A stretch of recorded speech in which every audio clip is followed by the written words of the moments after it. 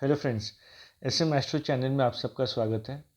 आज हम एक बहुत ही इंटरेस्टिंग वीडियो के साथ आए हैं जिसमें आप प्लेइंग कार्ड्स ताश के पत्तों की मदद से अपने आने वाले साल के बारे में जान सकते हैं।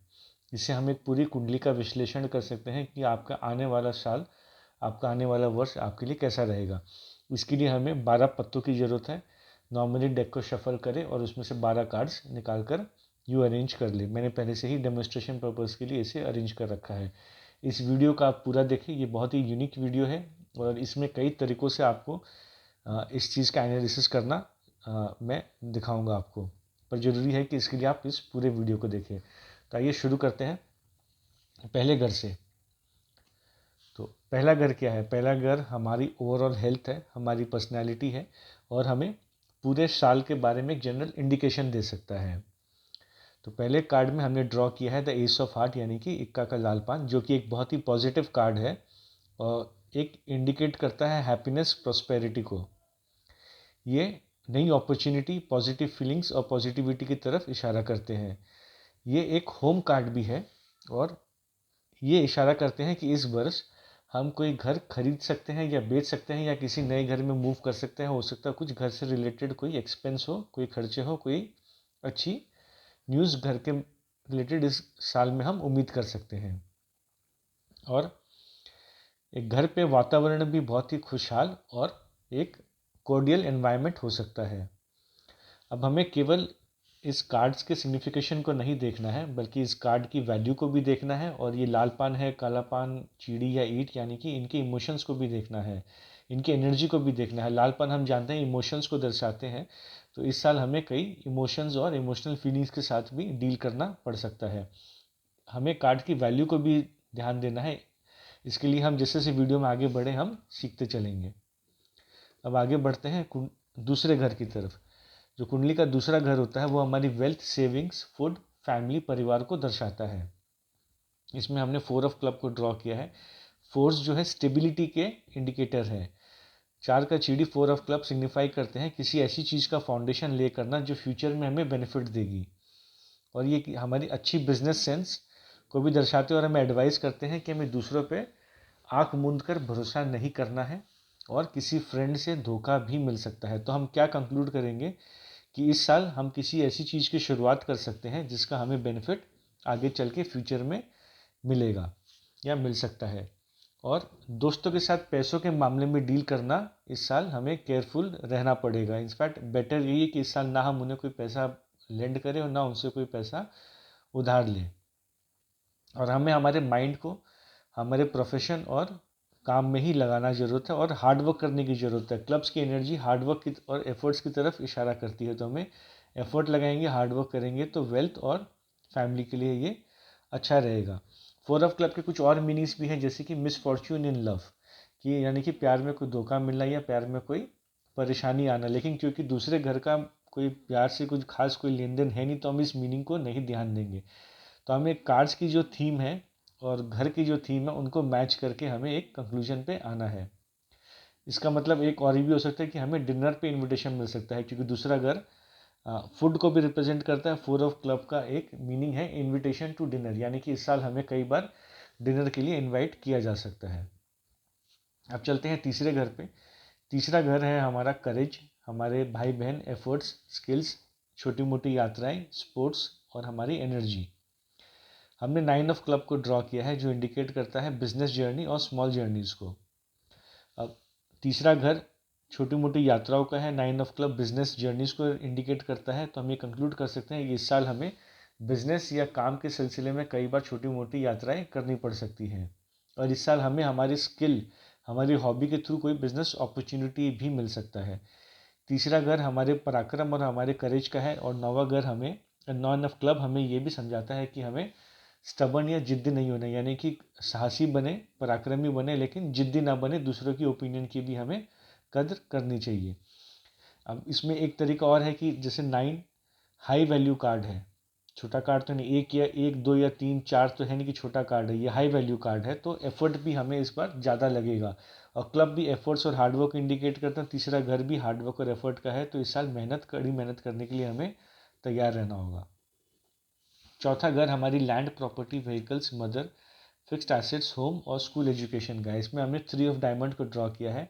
इसका मतलब इस साल हम कुछ छोटी मोटी प्रॉपर्टीज़ में इन्वेस्टमेंट कर सकते हैं। कुछ छोटा मोटा इन्वेस्टमेंट हो सकता है, या घर या गाड़ी के रिपेयर या इंटीरियर पे कोई खर्चा हो सकता है। क्योंकि 3 ऑफ डायमंड एक पॉजिटिव कार्ड है, तो हम ये उम्मीद कर सकते हैं कि जो खर्चा हमारी घर पे या व्हीकल्स पे होने वाला है, ये हम अपनी इच्छा से करेंगे, क्योंकि मजबूरी में किया हुआ खर्चा नहीं है, और इस खर्चे को करके हमें खुशी और सेटिस्फैक्शन ही मिलेगी।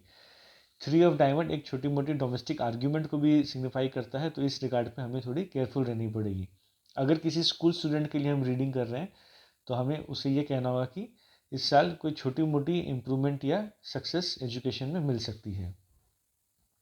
चलते हैं 5वें घर में, जो कि है love affairs, pregnancy, children, college education, creativity और एंटरटेनमेंट का। इसमें हमने 6 ऑफ हुकुम को ड्रॉ किया है, जो कि एक नेगेटिव कार्ड है और चीटिंग इन लव को इंडिकेट करता है।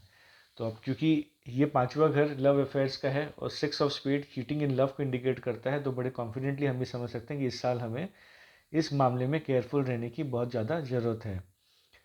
गर्लफ्रेंड या बॉयफ्रेंड के साथ में कम्युनिकेशन गैप हो सकता है और ब्रेकअप या कॉन्फ्लिक्ट की पॉसिबिलिटी बहुत ज़्यादा है इस साल। अगर आप रोमांटिक रिलेशनशिप में है या इस रिलेशनशिप में आना चाहते हैं, तो इस साल आपके लिए न्यूज़ अच्छी नहीं है। बच्चे और कॉलेज एजुकेशन के मामले में भी ट्रबल या छोटी मोटी समस्याएं दिखते हैं। 6 कोई बहुत बड़ा कार्ड भी नहीं है और कोई बहुत छोटा कार्ड भी नहीं है, तो जो समस्याएं आएंगी वो कोई छोटी मोटी आएंगी जिसे सुलझा सकते हैं। इसके लिए हमें कुछ सराउंडिंग कार्ड्स को भी देखते हैं। इसके पहले का जो कार्ड है वो एक लाल पान, एक पॉजिटिव कार्ड है। अगर इसके बाद का कार्ड भी पॉजिटिव कार्ड है, तो समस्याएं कुछ कम होंगी। अगर दोनों ही नेगेटिव कार्ड्स होते तो समस्याएं बढ़ के आती। इस तरह से हमें सराउंडिंग कार्ड्स को भी देखकर एनवायरनमेंट और कंक्लूजन पे आना है। देखते हैं कि छठा कार्ड है क्या। छठा कार्ड लाल पान है। तब आप देख सकते हैं कि ये दोनों कार्ड्स पॉजिटिव है और इसके बीच में एक नेगेटिव कार्ड है। क्योंकि दोनों कार्ड्स पॉजिटिव के बीच में एक नेगेटिव कार्ड है, तो जो कोई मुसीबतें या प्रॉब्लम्स आएंगी भी तो वो सॉल्वेबल है, उसे हम सॉल्व कर पाएंगे। अब आते हैं छठे हाउस की तरफ। छठा हाउस होता है हमारी डेब्ट्स, डिजीजेज, रोग, ऋण, शत्रु, कोर्ट केसेस, हमारी जॉब्स और हमारी डेली रूटीन। इसमें हमने गुलाम का लालपान या जैक ऑफ हार्ट को ड्रॉ किया है। पिक्चर कार्ड्स को रीड करने के कुछ अलग तरीके होते हैं, इन्हें हम इन कार्ड्स की तरह नॉर्मली रीड नहीं करते। हमें इनके सिग्निफिकेशंस को तो ध्यान देना ही है, लेकिन साथ में ये भी ध्यान देना है कि जब भी पिक्चर कार्ड निकल कर आए, तो यानी कि उस हाउस के रिजल्ट काफ़ी हद तक नेटिव या इंसान खुद पर डिपेंड करता है। और हमें ये भी देखना है कि पिक्चर कार्ड्स का मुंह किस तरफ है। इसमें हम देख सकते हैं जो जैक ऑफ हार्ट है, ये 5th हाउस की तरफ पीट कर रखा और 7th हाउस की तरफ देख रहा है। यानी कि ये जो कार्ड है 5th हाउस को बचाने में या इसके सिग्निफिकेशंस को बढ़ाने में कोई खास मदद नहीं करने वाला है। इस तरह से भी इन पिक्चर कार्ड्स को हमें देखना है।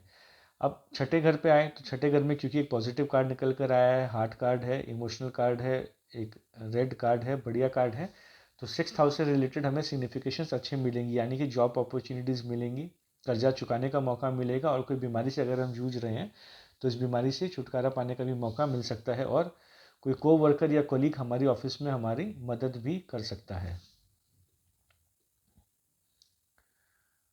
अब चलते हैं 7वें घर पे। 7वां घर होता है हमारी मैरिज, पार्टनरशिप्स, डेली इनकम और सेल्फ बिजनेस का। इसमें हमने 7 ऑफ डायमंड को ड्रॉ किया है, जो कि एक स्टडी इंप्रूवमेंट और फाइनेंशियल अचीवमेंट की तरफ दर्शाता है। यानी कि हम रिलेशनशिप, स्पाउस, चाहे बिजनेस रिलेशनशिप हो या हमारे स्पाउस के साथ हो, उन सब में हम कोई इंप्रूवमेंट एक्सपेक्ट कर सकते हैं और कॉर्डियल यानी कि अच्छे रिलेशंस एक्सपेक्ट कर सकते हैं। क्योंकि इसमें एनर्जी डायमंड की है, जो फाइनेंस और मटेरियलिस्टिक चीज़ों की तरफ ज़्यादा फोकस करता है, तो यानी कि इस साल हमारा ध्यान बिजनेस की तरफ ज़्यादा रहेगा और उससे हमें फ़ायदा मिलने के भी चांसेस हैं। अब आप ध्यान दें कि जैक ऑफ हार्ट, जो कि एक लव कार्ड, हार्ट कार्ड है, वो 7th हाउस को देख रहा है। तो अगर हम बिजनेस पे भी ज़्यादा ध्यान दें, तो ये जो इमोशनल कार्ड है हमारी स्पाउस को हैंडल कर लेगा, और कोई ऐसा नहीं कि कोई बहुत बड़ी समस्या आएगी अगर हम मैरिज से ज़्यादा बिजनेस पे इस साल फोकस करें। तो ये इस हाउस को प्रोटेक्ट करने की कोशिश करेगी और इसको स्ट्रेंथ देने की भी कोशिश करेंगे, और हमें ज़्यादा लाभ मिल सकता है।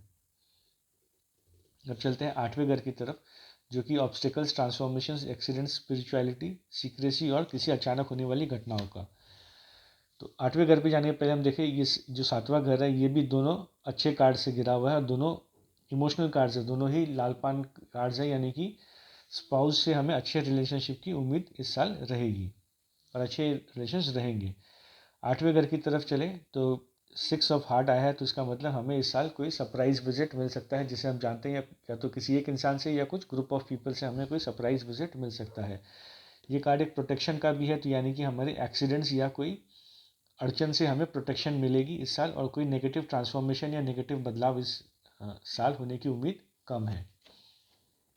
9th हाउस पे चले तो 9th हाउस हमारी luck, destiny, father, long distance और फॉरेन ट्रैवल्स का है। हमने 10 ऑफ क्लब को ड्रॉ किया है, it is the card of Fortune. भाग्य के हाउस में हमने भाग्य के कार्ड को ही ड्रॉ किया है, जो कि सिचुएशन को बहुत अच्छी बना देता है। लक हमारी बिजनेस और ट्रैवल्स में हमें फेवर करेगा। पानी के रूट या समुद्री के रूट से भी कोई यात्रा हो सकती है। 10 एक हाई वैल्यू कार्ड भी है, यानी कि हमें लक एबंडेंस में मिलेगी, फॉर्च्यून हमें एबंडेंस में साथ देगा। किंतु क्लब कार्ड्स एफर्ट का भी है, यानी कि हाँ एफर्ट और लक साथ साथ चलेंगे, जितने हम एफर्ट डालेंगे उतना हमारा लक भी हमें सपोर्ट करेगा। चलते हैं 10th हाउस पे। 10th हाउस हमारा करियर, प्रोफेशन, कर्मा, नेम और फेम है। हमने ड्रॉ किया है द 8 ऑफ डायमंड, जो दर्शाता है ups and downs, fluctuations in career को। हम हमारी हॉबी से भी कोई इनकम कर सकते हैं, जो कि हमारे 3rd हाउस की रीडिंग से भी मैच करता है। 3rd हाउस में भी हमने कहा था कि कोई हॉबी से हमें एक्स्ट्रा इनकम की अपॉर्चुनिटी मिल सकती है, और करियर हाउस में भी यही रीडिंग निकल कर आ रही है। 8 ऑफ डायमंड हमें टैक्सेशंस पे केयरफुल रहने के लिए भी कहता है। ओवरऑल करियर के हाउस में हमने डायमंड की एनर्जी को ड्रॉ किया है, फाइनेंस की एनर्जी को ड्रॉ किया है, तो ये ओवरऑल अच्छा ही है। अब चलते हैं 11वें घर पे, जो कि घर है इनकम एंड गेन्स का, फ्रेंड्स, सोशल नेटवर्क और विश फुलफिलमेंट का। हमने ड्रॉ किया है एस ऑफ डायमंड, यानी कि कोई नई अपॉर्चुनिटी इनकम के लिए हमें पास आ सकती है, कोई नई जॉब अपॉर्चुनिटी भी आ सकती है, कोई नया प्रोफेशन हमें मिल सकता है। सैलरी में इंक्रीमेंट होना या इनकम में बढ़ोतरी होना, ये इस तरफ भी ये दर्शाता है। कोई नई फ्रेंडशिप या कोई नए क्लब भी हम ज्वाइन कर सकते हैं। S of diamond wedding ring को भी रिप्रेजेंट करते हैं, और 11वां घर हमारी इच्छा पूर्ति का घर है, तो यानी कि हम इस साल एंगेज भी हो सकते हैं या हमारी लव मैरिज या शादी भी हो सकती है। ओवरऑल 11वें घर के मामले में गुड फॉर्च्यून और गुड लक हम एक्सपेक्ट कर सकते हैं। अब चलते हैं 12वें घर की तरफ, जो कि है लॉसेस, एक्सपेंस, हॉस्पिटल, आइसोलेशन और फॉरेन ट्रिप का घर। हमने इसमें 3 ऑफ स्पेड यानी तिक्के के हुक्म को ड्रॉ किया है, जो कि इंडिकेट करता है लॉस और हेल्थ इश्यूज़ को ही। सो हमें हॉस्पिटलाइजेशन या कुछ खर्चे या मेडिकल इश्यूज़ इस साल में आ सकते हैं। कुछ लॉस भी हो सकता है, लेकिन ये कि बहुत हाई वैल्यू कार्ड नहीं है, तो यानी कि कोई बहुत बड़ी हमारी लॉस या कोई बड़ा एक्सपेंस होने के चांसेस कम है। इनको रीड करने की एक अलग तरीका यह भी है कि आप हर एक कार्ड को एक महीने से जोड़ के देख सकते हैं, यानी कि पहला कार्ड जनवरी, दूसरा कार्ड फरवरी, तीसरा कार्ड मार्च, चौथा कार्ड अप्रैल। इस तरह से हम 12 महीनों को देख सकते हैं। यानी कि पहला कार्ड हमारी फर्स्ट मंथ की एनर्जी को इंडिकेट कर सकता है कि किस तरह से हम पहले महीने में क्या रिजल्ट हम उम्मीद कर सकते हैं। और दूसरा एक है कि आप इसमें ये भी देखें कि ओवरऑल कितने रेड कार्ड्स हैं, कितने ब्लैक कार्ड्स हैं। इस रीडिंग में 7 रेड कार्ड्स हैं, 5 ब्लैक कार्ड्स, यानी कि ओवरऑल थीम पॉजिटिविटी की तरफ है। और इस चीज़ पे भी ध्यान दें कि लाल पान कितने हैं, ईंट कितने हैं। जैसे इस रीडिंग में लाल पान 3 है और ईंट 4 है, यानी कि मटेरियलिस्टिक गेंस की उम्मीद ज़्यादा है और इमोशनल चीज़ें थोड़ी बैक सीट लेंगी। काले कार्ड्स में भी ध्यान दें, ब्लैक कार्ड्स में तो 2 स्पेड्स है, 2 हुक्म कार्ड्स है, यानी कि नेगेटिविटी के चांसेस कम है, और 3 क्लब्स है, यानी कि एफर्ट हमें ज़्यादा लगाना पड़ेगा। इसको हम इस तरह से भी देख सकते हैं कि साल की शुरुआत हमारी अच्छी रहेगी, बीच में कुछ हमें एफर्ट्स लगाना है, फिर कुछ गेंस मिलेंगे, फिर कुछ रुकावटें आ सकती हैं, उसके बाद फिर कुछ हमारे लिए समय अच्छा है, फिर कुछ मेहनत करना है, फिर कुछ हमें मेहनत के रिजल्ट्स मिलेंगे, और साल के एंड में कुछ हमें छोटी मोटी परेशानियां आ सकती हैं। तो इन तरीक़ों से हम हमारी पूरे साल का विश्लेषण कर सकते हैं या साल के बारे में जान सकते हैं। आशा आपको ये वीडियो पसंद आई हो। इसे लाइक करें, शेयर करें, कमेंट करें और चैनल को ज़रूर सब्सक्राइब कर लें। SM एस्ट्रो चैनल को और इस वीडियो को देखने के लिए बहुत बहुत धन्यवाद।